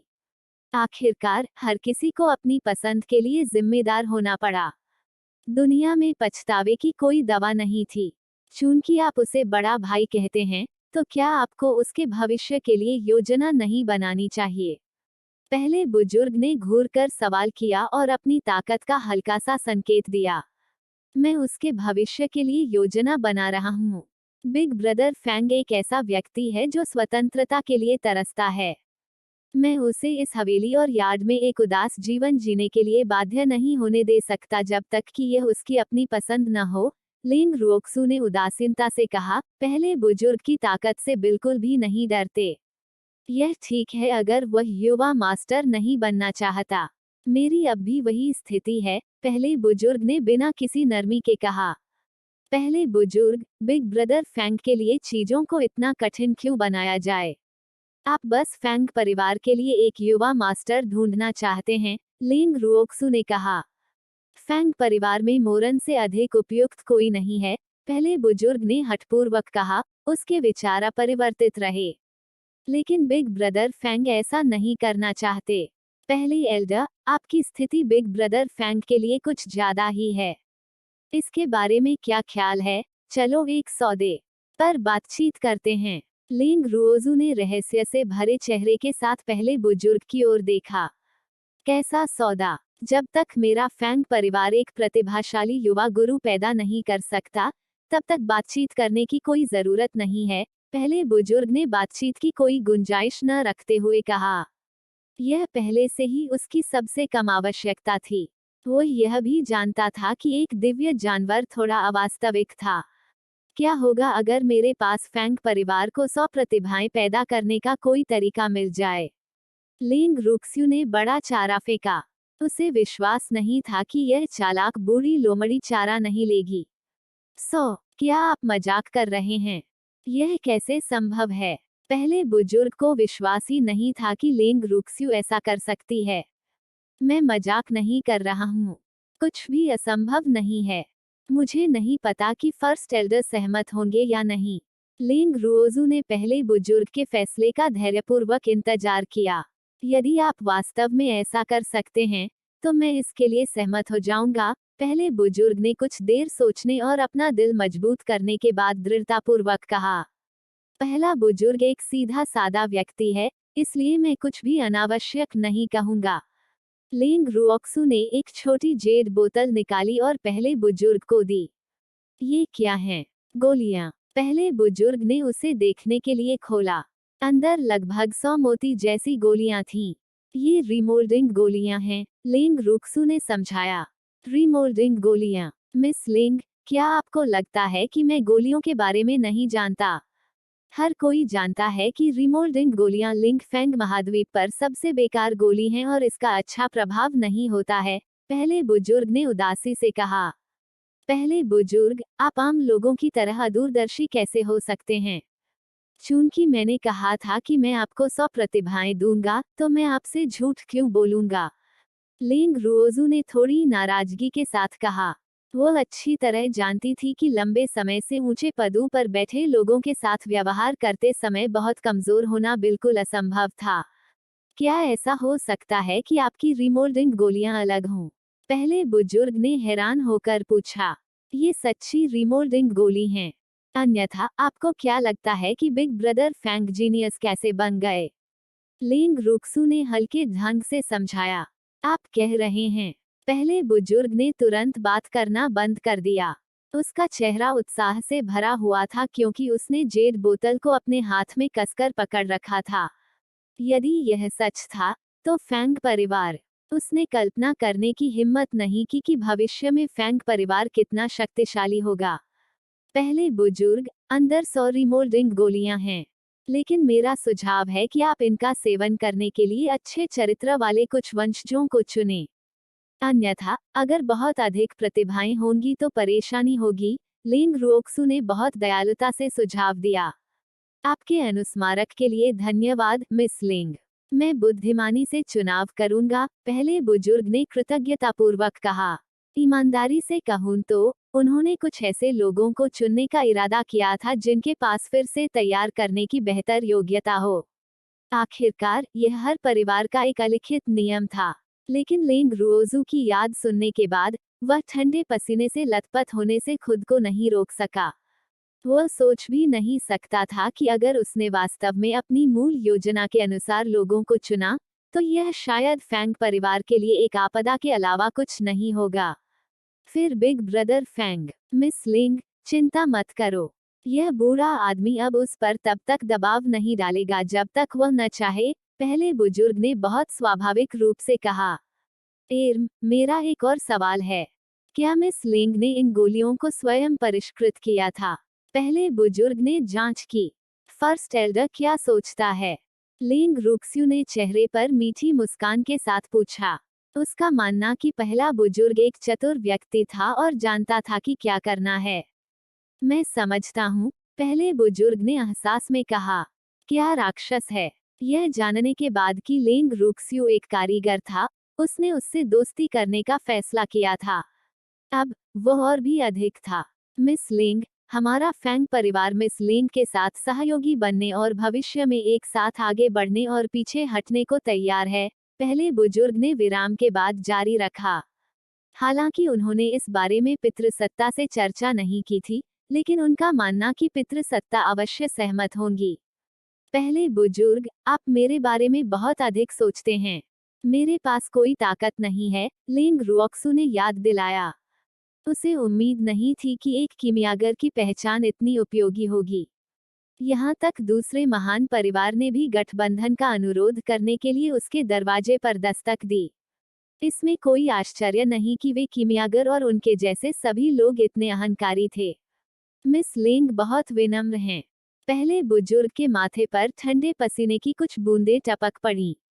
उसे और किन ताकतों की जरूरत थी? जब तक वह अपनी पहचान बताती, कई ताकतवर लोग उसके दरवाजे पर दस्तक देते। पहले बुजुर्ग, मैं सच कह रहा हूँ। लिंग रुओजू ने वास्तव में नहीं सोचा था कि वह विनम्र हो रही थी क्योंकि इसके बारे में सोचने के बाद, उसके पास वास्तव में फैंग दा और अन्य लोगों के अलावा कोई ताकत नहीं थी। हे, चाहे मिस लिंग के पास कोई ताकत हो या न हो, हमारा फैंग परिवार मिस लिंग के साथ सहयोग करने को तैयार है, पहले बुजुर्ग ने बहुत समझदारी से कहा। महान चाची, यह पर्याप्त होना चाहिए, है ना? चूंकि फर्स्ट एल्डर इतना उत्साही है, तो रुक्सु स्वीकार कर लेगा। लेकिन फैंग परिवार के कुलपति और अभिनय मुखिया, लिंग रुक्सु ने हैरानी से कहा। वह सचमुच जानना चाहती थी कि पहले बुजुर्ग में कितनी शक्ति थी। मिस लिंग, चिंता मत करो। पितृसत्ता मुझ पर बहुत भरोसा करती है। वह मेरे द्वारा तय किए गए किसी भी निर्णय पर आपत्ति नहीं करेगा। जहां तक अभिनय कुलपति की बात है, वह लंबे समय तक नहीं रहेगा, पहले बुजुर्ग ने आत्मविश्वास से कहा। शुरुआत में उसने फैंग जियो के बारे में ज्यादा नहीं सोचा, अब और क्या। पहले बुजुर्ग, फैंग जियो जैसा स्वार्थी और भयावह व्यक्ति देर सबेर फैंग परिवार के लिए एक अभिशाप बन जाएगा। लिंग रुओक्सु ने यह देखने के बाद स्पष्ट रूप से कहा कि पहला बुजुर्ग उचित था। लेकिन पहली बुजुर्ग जो करेगी वह ऐसा कुछ नहीं था जिसे वह नियंत्रित कर सकती थी। मुझे पता है, लेकिन आखिरकार वह कुलपिता का सबसे बड़ा बेटा है। इसलिए, भले ही वह फैंग जियो से छुटकारा पाना चाहता था, उसके पास एक अच्छा कारण होना चाहिए। अन्यथा, कुलपिता भले ही सतह पर कुछ न कहें, लेकिन उनके हृदय में एक बाधा अवश्य होगी। यह फैंग परिवार के विकास के लिए नुकसानदेह होगा और वह नहीं जो वह देखना चाहता था। यह फेंग परिवार का सौभाग्य है कि उसे फेंग परिवार में पहला बुजुर्ग जैसा व्यक्ति मिला, लिंग रुक्सू ने प्रशंसा की।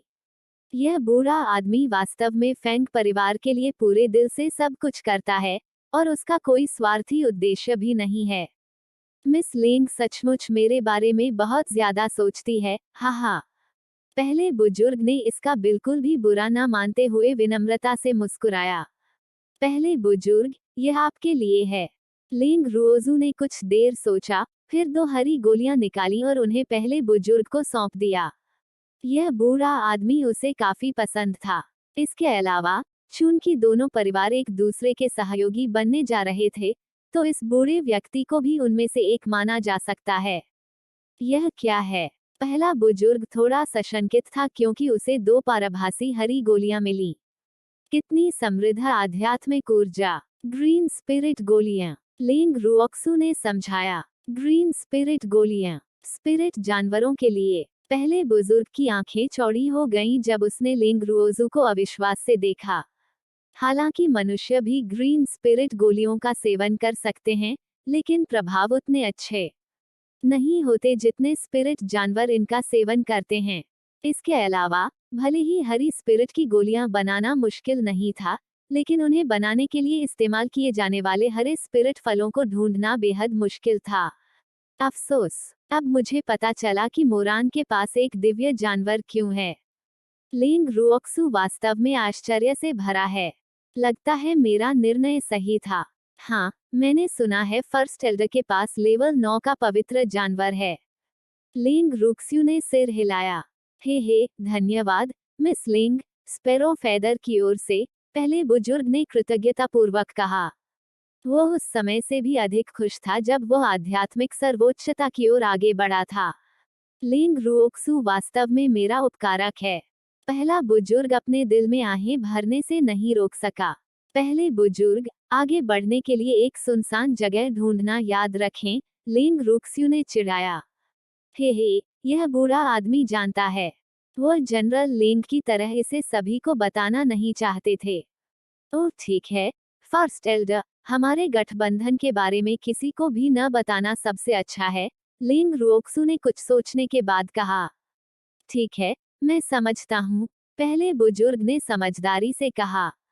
ऐसा लग रहा था जैसे लिंग रुओजू कम प्रोफाइल रखना चाहता था, लेकिन कुछ चीजें ऐसी थी जिन्हें कम प्रोफाइल में रखना असंभव था। दरअसल, उनसे गलती हुई थी। लिंग रुक्स्यू कम प्रोफाइल रखने की कोशिश नहीं कर रही थी। वह बाघों को खाने के लिए कमजोर होने का नाटक करना चाहती थी। पहले बुजुर्ग, मैंने अपना काम पूरा कर लिया है। मैं पहले अपनी छुट्टी लूंगा, लिंग रुक्स्यू ने समय देखने के बाद कहा। लगभग दोपहर हो चुकी थी और वह भूखी थी।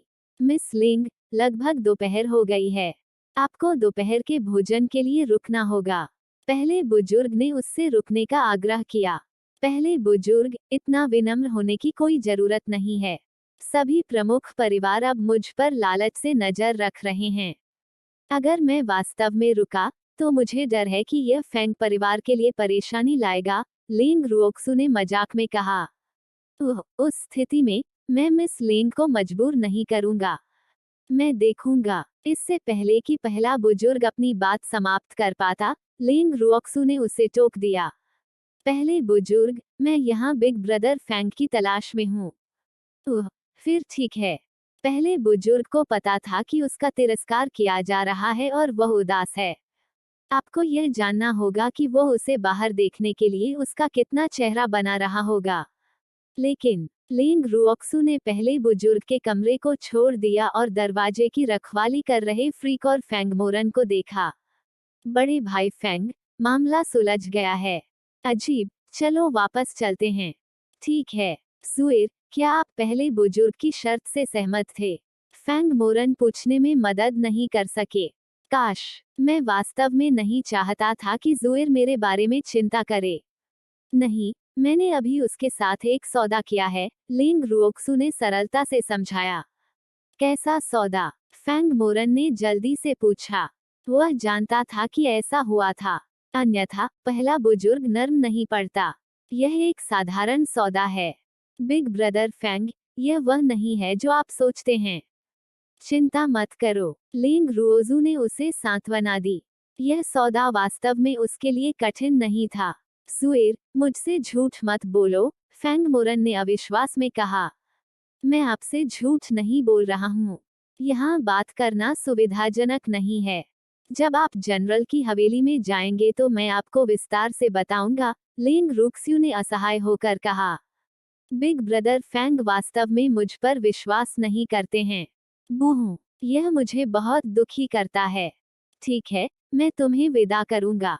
वह मूल रूप से आज वापस जाना चाहता था, लेकिन उसे अभी भी कुछ चीजें निपटानी थीं।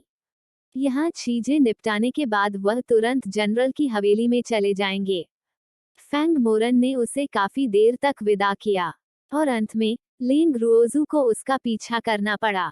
सुएर, आपने फेंग परिवार के पहले बुजुर्ग के साथ क्या सौदा किया? जनरल की हवेली में लौटने के बाद फ्रीक ने उत्सुकता से पूछा। 100 रिमोल्डिंग गोलियां, बस इतना ही। खैर, जुएर के लिए यह मुश्किल नहीं था। इसके अलावा उन्हें इस बात पर आश्चर्य नहीं हुआ कि फेंग परिवार के पहले बुजुर्ग सहमत थे। आखिरकार फेंग परिवार की युवा पीढ़ी को नया रूप देने के लिए 100 रिमोल्डिंग गोलियां निश्चित रूप से पर्याप्त होंगी। फ्रीक, फेंग परिवार अभी भी मेरे साथ गठबंधन बनाना चाहता है, लिंग रुक्सू ने जारी रखा और घर के पहले बुजुर्ग के साथ अपनी बातचीत को आसानी से फ्रीक को समझाया। फ्रीक ने थोड़ा गुस्से में कहा, इस बार पहले बुजुर्ग को वास्तव में फायदा हुआ। अजीब, वो पहले से ही एक बूढ़ा आदमी है, लिंग रुक्सू ने अवाक होकर कहा। वो एक बूढ़े आदमी से ईर्ष्या कैसे कर सकता है? सुएर, 7वां राजकुमार अभी भी कालकोठरी में है। जल्दी करो और उससे छुटकारा पाओ, अन्यथा हमें उसे उठाना होगा और हमारे जनरल की हवेली के पैसे बर्बाद करने होंगे। फ्रीक ने विषय बदला और उसे याद दिलाया। 7वां राजकुमार एक बुरे बूढ़े व्यक्ति से भी अधिक आंखों में धूल झोंकने वाला व्यक्ति था। ठीक है, चलो दोपहर के भोजन के बाद देखने के लिए कालकोठरी में चलते हैं। उसने 7वें राजकुमार को कई दिनों तक बंद रखा था और अब उसे नहीं पता था कि वह कैसा है। इस बात को ध्यान में रखते हुए वह थोड़ा उम्मीद महसूस करने से खुद को नहीं रोक सकी। दोपहर के भोजन के बाद लिंग रुओजू और फ्रीक कालकोठरी में गए जहां 7वें राजकुमार को बंद कर दिया गया था। लिंग रुओजू ने कोठरी में 7वें राजकुमार को देखा और लगभग सोचा कि वो गलत जगह में प्रवेश कर गई है। क्या यह वास्तव में वह महान 7वां राजकुमार है? कोठरी में 7वें राजकुमार के कपड़े फटे हुए थे, बिखरे हुए बाल थे जो भूसे की तरह लग रहे थे, और उसका चेहरा धूल से ढका हुआ था जो कि पूरे काले और नीले रंग का था। क्या हो रहा है? उसे स्पष्ट रूप से याद था कि उसने किसी से उसे यातना देने के लिए नहीं कहा था। क्या किसी ने कोठरी में घुसकर 7वें राजकुमार को बदल लिया? ये सोचकर लिंग रुओजू अचानक चिल्लाई, लिंग रुक्सू, मुझे बाहर जाने दो, मुझे बाहर जाने दो। जमीन पर बैठे हुए ली जून ने अचानक अपना सिर उठाया और लिंग रुओजू पर चिल्लाया। वो यहाँ नहीं रहना चाहता था। वो कुलीन 7वें राजकुमार थे। वो एक कोठरी में कैसे रह सकता था? ऐसा लगता है कि यह अभी भी 7वां राजकुमार है, बस उसकी आंखें थोड़ी फोकसहीन हैं। उसकी मानसिक सहन शक्ति अपनी सीमा तक पहुंच गई होगी। हम्फ, जैसा कि एक लाड़ प्यार वाले राजकुमार से अपेक्षा की जाती है। कुछ ही दिनों में वह पहले से ही ऐसा हो गया है। इतना बेकार, लिंग रुक्स्यू ने तिरस्कारपूर्वक सोचा। क्या तुम सच में बाहर जाना चाहते हो? लिंग रुओजू ने ठंडे स्वर में पूछा। हाँ, मैं बाहर जाना चाहता हूँ। मैं बाहर जाना चाहता हूँ। ली यू पागलों की तरह दहाड़ने लगा। यदि आप यहाँ रहेंगे तो भी जीवित रह सकते हैं। चले जाओ। क्या आपको लगता है कि आप अभी भी जीवित रह पाएंगे? लिंग रुक्स्यू ने याद दिलाया। उसे लगा कि वह इतनी दयालु है कि अपने दुश्मन के बारे में इतना नहीं सोच सकती। नहीं, मैं नहीं मरूंगा। शाही पिता मेरी रक्षा करेंगे। और ना एर, वो जू परिवार की सबसे पसंदीदा सबसे बड़ी युवा महिला है। वह दूसरों को मुझे मारने नहीं देगी। 7वें राजकुमार ने ऐसे कहा जैसे वो खुद से बात कर रहा हो। तुम्हारे पिता खुद की रक्षा भी नहीं कर सकते, तो वह तुम्हारी रक्षा कैसे कर सकते हैं? जहाँ तक ना एयर की बात है, तो उसके लिए आपके जीवन और मृत्यु की परवाह करना असंभव है, क्योंकि जिस जू ना एयर को आप याद करते हैं वह पहले ही मर चुका है। लिंग रुओजू वास्तव में अपने खूबसूरत सपने को तोड़ना नहीं चाहता था, लेकिन सपना तो सपना ही होता है और लोगों को हमेशा हकीकत का सामना करना पड़ता है। नहीं, तुम मुझसे झूठ बोल रहे हो। तुम मुझसे झूठ बोल रहे हो। मेरे शाही पिता मेरी रक्षा करेंगे। और ना एर नहीं मरेगी। वह कैसे मर सकती है? ली यू को लिंग रुओजू पर बिल्कुल भी विश्वास नहीं था। अचानक उसकी आंखें तेज और भयंकर हो गईं। उसने लिंग रुओजू को घूर कर देखा और कहा, यह तुम हो। यह तुम्हें ही होना चाहिए। तुमने ना एयर के साथ क्या किया? तुमने ना एयर की मौत का कारण बना होगा। तुम सांप के दिल वाली दुष्ट महिला हो, मैं तुम्हें जाने नहीं दूंगा। ली यू पागलों की तरह चिल्लाया। उसकी आंखें खून से लथपथ थीं और चेहरे की नसें उभरी हुई थीं। वह पागलपन की चरम अवस्था में पहुंच गया था। क्या आप वास्तव में सोचते हैं कि आपका ना एयर अच्छा है? सच कहूं तो वह फैंग किंगरान के बिस्तर पर मर गई। उसकी मृत्यु का कारण था अत्यधिक भोग विलास। लिंग रुओक्सू ने ली यू जैसे पुरुषों का तिरस्कार किया जो वास्तविकता से दूर भागते थे और वास्तविकता का सामना करने के लिए तैयार नहीं थे, इसलिए वह केवल दयालुता से उसे जगा सकती थी। फैंग किंगरान, नहीं, तुम मुझसे झूठ बोल रहे हो। मुझे बताओ कि तुम झूठ बोल रहे हो। ना एयर उस तरह की महिला नहीं है। वह नहीं है। ली यू मुरझा गया। यह झटका उसके लिए बहुत बड़ा था। वह वास्तव में उस महिला को स्वीकार नहीं कर सका जिसे वह प्यार करता था और दूसरे पुरुष के बिस्तर पर मर रहा था। वह नहीं है। अगर वह नहीं थी, तो कोई भी नहीं है, ये चेन ने ठंडे स्वर में कहा। ली यू वास्तव में एक बेकार आदमी है। वह वास्तव में एक महिला द्वारा मूर्ख बनाया गया था, लेकिन उसने वास्तव में उस फूहड़ को एक पवित्र देवी के रूप में माना।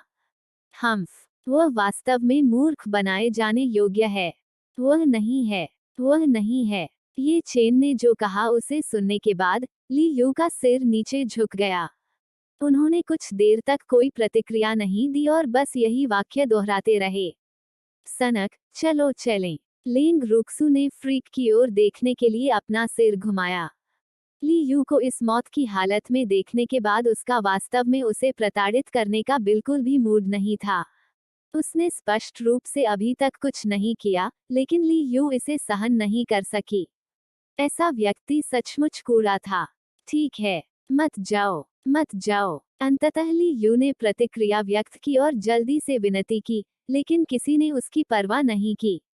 सुएर, हमें ली यू के साथ क्या करना चाहिए?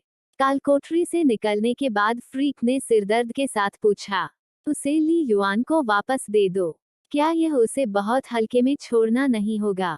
फ्रीक ने कुछ असंतोष के साथ कहा। हम उसे हल्के में कैसे छोड़ सकते हैं? क्या आपको लगता है कि ली युआन उसे जाने देगा?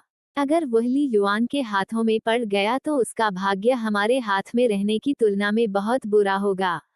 लिंग रुओजू ने नहीं सोचा था कि ली युआन उसके साथ अपने छोटे भाई जैसा व्यवहार करेगा। वह उसे हर तरह से प्रताड़ित करेगा। यह सच है। लेकिन जुएर, तुमने अभी तक अपना बदला भी नहीं लिया है।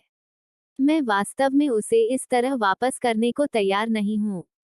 सनकी ने शिकायत की। उसकी वर्तमान स्थिति में बदला लेने में कोई खुशी नहीं है, लिंग रुक्स्यू ने अवाक होकर कहा।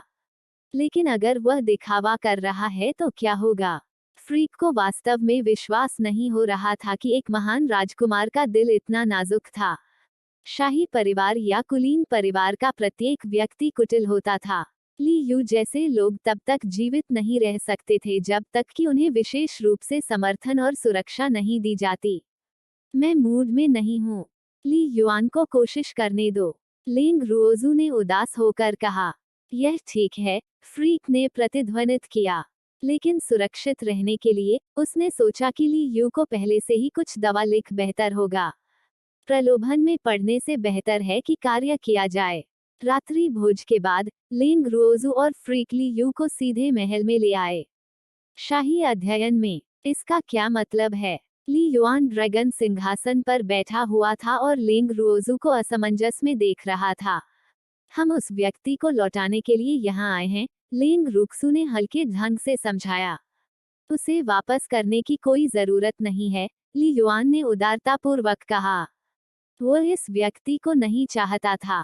उसे दोबारा उधार लेना मुश्किल नहीं होगा, इसलिए मैं उसे पहले आपको लौटा दूंगा। लिंग रुओजू ने बहुत सावधानी से कहा। भले ही उसे इसके लिए पैसे मिल जाएं, फिर भी वह यह कचरा नहीं चाहेगी। लिंग रुओजू की बात सुनने के बाद ली युआन के पास शब्द नहीं थे। क्या वह भविष्य में उसे फिर से उधार लेने का इरादा रखती है? मैं इस व्यक्ति को तुम्हें दे रहा हूँ। इस परेशानी से गुजरने की कोई जरूरत नहीं है। ली युआन वास्तव में कार्यभार संभालना नहीं चाहता था। मत करो, मेरे पास उसे रखने की जगह नहीं है और मुझे उसका समर्थन करने के लिए अपना पैसा बर्बाद करना होगा। लिंग रुओजू की अभिव्यक्ति से पता चला कि बातचीत के लिए कोई जगह नहीं थी। वह निश्चित रूप से उसे लौटाने वाली थी।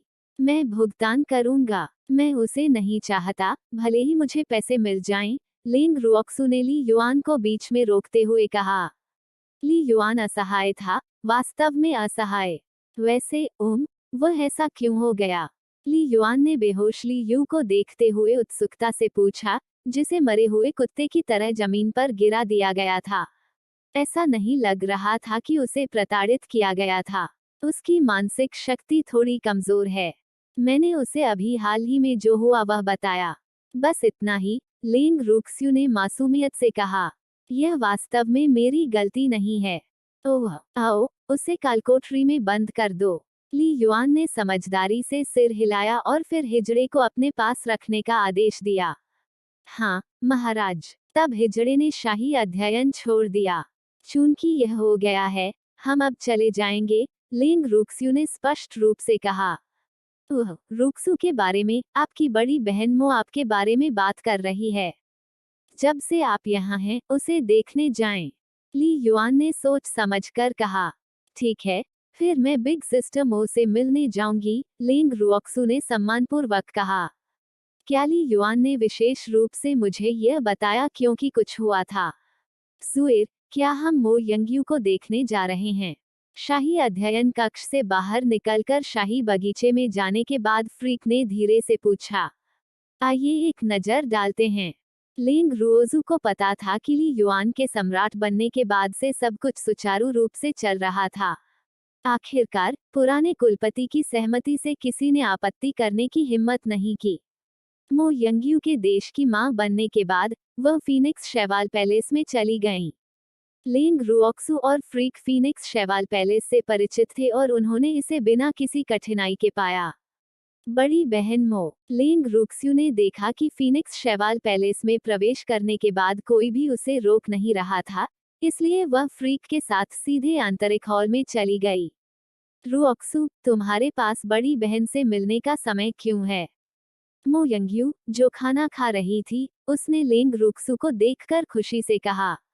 उसने जल्दी से अपनी चॉपस्टिक नीचे रख दी, खड़ी हो गई, लिंग रुक्स्यू की तरफ चली गई और उसे अपने साथ बैठने के लिए खींच लिया।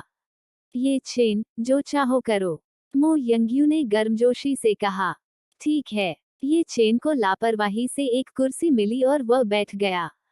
सिस्टर मो, हम यहाँ ली यू को लौटाने के लिए आए हैं, लिंग रुक्स्यू ने ईमानदारी से कहा। वह कुछ भी पाखंडी नहीं कहेगी, जैसे कि वह विशेष रूप से मो यंग्यू से मिलने आई थी।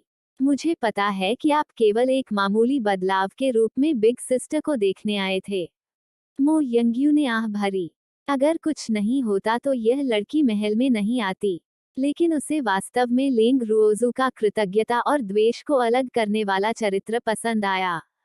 क्या हाल ही में कुछ अप्रिय हुआ, बड़ी बहन मो? लिंग रुओजू सीधे मुद्दे पर आई।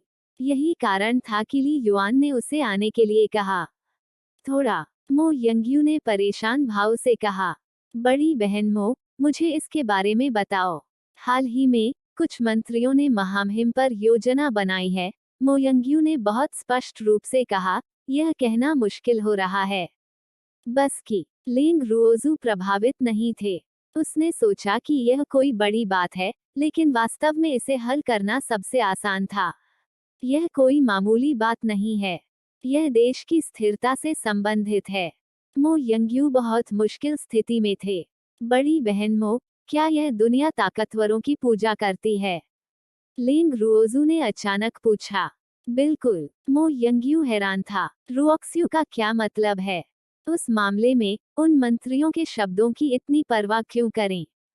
जब तक शाही परिवार के पुराने मुखिया आपका समर्थन करते हैं, मुझे विश्वास नहीं है कि कोई अन्य विचार करने की हिम्मत करेगा, लिंग रुओक्सू ने बहुत दृढ़ता से कहा। लेकिन बड़ी बहन मो, कोई भी अपने पति को अन्य महिलाओं के साथ साझा करने को तैयार नहीं है। सबसे खराब स्थिति में जो भी उसे चुराएगा हम उसे नष्ट कर देंगे। यदि यह खुले में काम नहीं करता है, तो आप इसे अंधेरे में कर सकते हैं। आप एक देश की माँ और पहली पत्नी हैं। क्या आप कुछ रखेलों को नहीं संभाल सकती? लिंग रुक्स्यू ने प्रोत्साहित किया। वो उन महिलाओं से नफरत करती थी जिन्होंने खुद को बहुत अधिक बलिदान दिया और यहाँ तक एक सस्ते आदमी के लिए अपनी गरिमा भी खो दी। हम्फ, मुझे आशा है कि ली युआन ऐसा व्यक्ति नहीं है जो नया पसंद करता है और पुराने से नफरत करता है। अन्यथा मैं निश्चित रूप से उसे पछतावा करवाऊंगा। रुओक्सू, तुम नहीं समझती। मेरे परिवार में भी ऐसे लोग हैं जिनके विचार ऐसे हैं, इसलिए मो यंग्यू को वास्तव में नहीं पता था कि क्या करना है। यदि इस मामले के कारण उसने अपने परिवार का समर्थन खो दिया, तो उसे निश्चित रूप से महारानी का पद छोड़ने के लिए मजबूर होना पड़ेगा। उसे साम्राज्य होने की परवाह नहीं थी, लेकिन वह अपने पति का त्याग नहीं कर सकती थी। कौन? लिंग रुओजू ने ठंडे स्वर में पूछा। मेरे चचेरे भाई, मो यंग्यू ने ईमानदारी से उत्तर दिया। जुएर बहुत डरावना लग रहा है। हम्फ, अपने जीजा पर डिजाइन वाली महिला मरने के लायक है। लिंग रुक्स्यू ने अपने दिमाग में शिकायत की। लेकिन आखिरकार यह बिग सिस्टर मो का पारिवारिक मामला था, और एक बाहरी व्यक्ति के रूप में उनके लिए कुछ भी कहना कठिन था।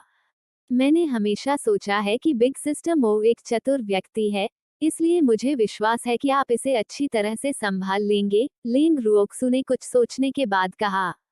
एक निष्पक्ष अधिकारी के लिए भी पारिवारिक मामले सुलझाना कठिन था। इसके अलावा वो केवल एक बाहरी व्यक्ति थी, लेकिन उनका मानना कि उनके समर्थन और प्रोत्साहन से जो महिलाएं मालकिन बनना चाहती थीं, वे निश्चित रूप से मो यंग्यू की बराबरी नहीं कर पाएंगी। हाँ, मैं उन महिलाओं को सफल नहीं होने दूंगी, मो यंग्यू ने दृढ़ता से कहा। रुओजू के प्रोत्साहन से उसकी लड़ाई की भावना तुरंत बढ़ गई। वो कभी भी अन्य महिलाओं को अपने पुरुष को छीनने नहीं देगी। कभी नहीं। बड़ी बहन मो, देर हो रही है। हम चलेंगे। ठीक है, मैं तुम्हें देखूंगा। मो यंग्यू जल्दी से उठ खड़ा हुआ।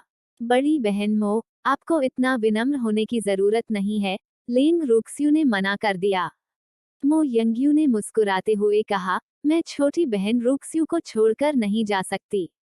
मो यंग्यू ने लिंग रुक्स्यू और ये चेन को फीनिक्स शेवाल पैलेस से बाहर भेज दिया। क्विल की पीठ पर उनके गायब हो जाने के बाद ही वह अनिच्छा से वापस लौटी। जनरल की हवेली में लौटने के बाद लिंग रुक्स्यू और फ्रीक लिविंग रूम में गए जहां फैंग दा और अन्य लोग उनका इंतजार कर रहे थे। याद, फैंग दा, समृद्धि मंडप की तैयारी कैसी चल रही है? लिंग रुओजू ने मुख्य सीट पर बैठते हुए पूछा। मिस, हम लगभग तैयार हैं। हम 3 दिनों में समय पर खुल सकते हैं, फैंग दा ने बताया। ओह, ठीक है, क्या आपने सभी निमंत्रण भेज दिए हैं? लिंग रुओजू ने पूछा। हाँ, और जनरल कल वापस आ जाएंगे। समझ गया, देर हो रही है। चलो आराम करने के लिए अपने कमरे में वापस चलते हैं। कुछ दिनों में हम व्यस्त हो जाएंगे। लिंग रुओजू ने लिविंग रूम में सभी की ओर देखा। ठीक है, सभी ने तुरंत उत्तर दिया।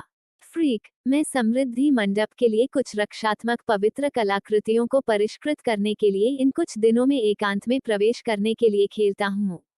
अगर कुछ भी महत्वपूर्ण नहीं है तो मुझे परेशान मत करो, लिंग रुओक्सू ने इसके बारे में सोचने के बाद फ्रीक से कहा। ठीक है, उसने अनिच्छा से सिर हिलाया। अपने कमरे में लौटने के बाद लिंग रुक्स्यू सीधे स्वर्ग और पृथ्वी कंगन में प्रवेश कर गई। बड़ी बहन। किंग जू उसके सामने आया। किंग जू। लिंग रुओजू ने गुलाबी बच्चे को उठाया और उसके कोमल छोटे गालों पर चुटकी काट ली। बड़ी बहन, तुम फिर मेरा फायदा उठा रही हो। किंग जू ने शिकायत में अपने गुलाबी होंठ थपथपाए। बिल्कुल नहीं। लिंग रुओक्सू ने किंग जू को अजीब तरीके से नीचे रख दिया। यह लानत बच्चा बिना किसी कारण के इतना प्यारा क्यों दिखता है? कौन सा वयस्क ऐसी प्यारी सी चीज पर चुटकी नहीं लेना चाहेगा? लड़की, पता चला कि तुम भी इतनी विकृत हो, चमकदार तितली ने ऐसे कहा जैसे उसे अभी अभी कोई साथी मिला हो। अपना सिर घुमाओ, लिंग रुओजू ने गुस्से में कहा और उसने बहुत ही व्यवहारहीन तितली को दूर फेंक दिया। बूहू, लड़की, तुम बहुत असभ्य हो। एक लड़की के रूप में तुम्हें कोमल होना होगा, अन्यथा तुम्हें पति नहीं मिल पाएगा। जिस तितली को गिरा दिया गया था वह फिर से उड़ गई और उसे ईमानदारी से सलाह दी। भाड़ में जाओ। लिंग रुओक्सू अब इसे सहन नहीं कर सकती। यह किस तरह की बकवास तितली है? लड़की। तितली ने क्रोधित लिंग रुओक्सू को आंखों में आंसू के साथ देखा, न जाने क्या हो रहा था। उसे नहीं लगा कि उसने कुछ गलत किया है। यह सच कह रहा था। किंग जुए, बड़ी बहन कलाकृतियों को परिष्कृत करने जा रही है। मैं इस लानत तितली को तुम्हारे पास छोड़ दूंगा, लिंग रुओजू ने किंग जुए से कहा और फिर सीधे बैंगनी बांस के घर में चली गई। ठीक है, किंग जू ने पीड़ित तितली को देखते हुए कहा। दरअसल, वह इस तितली के साथ कुछ नहीं कर सकता था। उसने इसे अनगिनत बार बंद किया था, लेकिन वह इसे बिल्कुल भी बंद नहीं रख सका। यह सोचकर, वह ध्यान से तितली का आकार मापने से खुद को नहीं रोक सका। क्यों तुम मुझे इस तरह क्यों देख रहे हो? मैं शर्मा जाऊंगी, तितली ने सहम कर कहा। किंग ज्यू का चेहरा काला पड़ गया। उसने अपना छोटा हाथ उठाया और मोटी चमड़ी वाली तितली को सीधे अपने द्वारा स्थापित अंतरिक्ष पिंजरे में बंद कर दिया। लेकिन तितली कुछ ही देर में वापस उड़ गई। किंग ज्यू ने हथेली के आकार की तितली को निराशा से देखा। क्यों? यह कैसे संभव है? स्वर्ग और पृथ्वी कंगन का हर कोना उसके नियंत्रण में था, लेकिन वह इस तितली के साथ कुछ नहीं कर सका। वह एक कलात्मक आत्मा थी। एक दिव्य कलाकृति की आत्मा के रूप में, उसका स्तर इस लानत तितली से अनगिनत गुना अधिक था। लेकिन परिणाम बहुत क्रूर हुआ। वह इस बात से इनकार नहीं कर सका कि इस तितली ने उसे झटका दिया था। लिंग रुक्स्यू ने बैंगनी बांस के घर में रिफाइनिंग रूम में प्रवेश करने के बाद तुरंत रिफाइनिंग शुरू नहीं की। इसके बजाय उसने सबसे पहले उन कलाकृतियों की संकल्पना की जिन्हें वह परिष्कृत करना चाहती थी। रक्षात्मक पवित्र कलाकृतियों के अलावा उसे जनरल की हवेली में इस्तेमाल होने वाली प्रत्येक वस्तु की एक प्रति को परिष्कृत करना था, जिसे उसने अपने पिछले जीवन की चीजों के आधार पर परिष्कृत किया था। वहाँ हॉटपॉट भी थे। इसके बारे में सोचने के बाद उसे एहसास हुआ कि उसके पास निखारने के लिए बहुत सी चीजें हैं। लिंग रुओजू ने विभिन्न कलाकृतियों और उपकरणों के लिए सामग्री तैयार की और फिर उन चीजों को परिष्कृत करने पर ध्यान केंद्रित किया जिनकी उन्हें जरूरत थी। जब लिंग रुओजू ने शोधन समाप्त किया और स्वर्ग और पृथ्वी कंगन को छोड़ा, तो बाहर 2 दिन बीत चुके थे। अजीब, तुम यहाँ क्यों बैठे हो? लिंग रुओक्सू ने दरवाजा खोला और देखा कि फ्रीक उसके कमरे के बाहर पत्थर की सीढ़ियों पर बैठी है और दयनीय दिख रही है। सुएर, उसने ऊपर देखा और उसकी हीरे जैसी चमकीली आंखों से आंसुओं की 2 धाराएं बह निकली जब उसने लिंग रुओक्सू को दयनीय दृष्टि से देखा। क्या हुआ? लिंग रुओजू हैरान थी। दादाजी एक बेहद खूबसूरत आदमी और एक बुरे बूढ़े आदमी के साथ वापस आए, उन्होंने धीरे से समझाया। तब क्या? लिंग रुओजू को समझ नहीं आया। क्या उसे धमकाया गया था? लेकिन उसे विश्वास नहीं था कि कोई उसे धमका सकता है। वह बुरा बूढ़ा आदमी उस खूबसूरत आदमी का मालिक है। उसने कहा कि वह दादाजी के साथ घनिष्ठ संबंध बनाना चाहता है, फ्रीक ने रोने की कगार पर रहते हुए समझाया। पफ्फ, लिंग रुओजू हल्के से हंसने से खुद को नहीं रोक सकी। तो यह पता चला कि फ्रीक को फिर से ईर्ष्या हो रही है। तुम हंस रहे हो, तुम भी मुझे धमका रहे हो। फ्रीक को अन्याय महसूस हुआ और उसकी आंखों में आंसू आ गए। बिल्कुल नहीं। लिंग रुओजू थोड़ा अवाक रह गए। लोग हाल ही में ऐसा क्यों कहते रहते हैं? मैं एक अच्छा बच्चा हूँ। सुए, कोई तुम्हें फिर से मुझसे छीनने के लिए यहाँ है। बूहू, मुझे क्या करना चाहिए? फ्रीक ने लेंग रुक्सू को असहाय रूप से देखा और सोचता रहा कि ज़ुएर वास्तव में कब उसका होगा। फ्रीक बहुत चिंतित था। इस प्रतिद्वंद्वी से निपटना आसान नहीं था।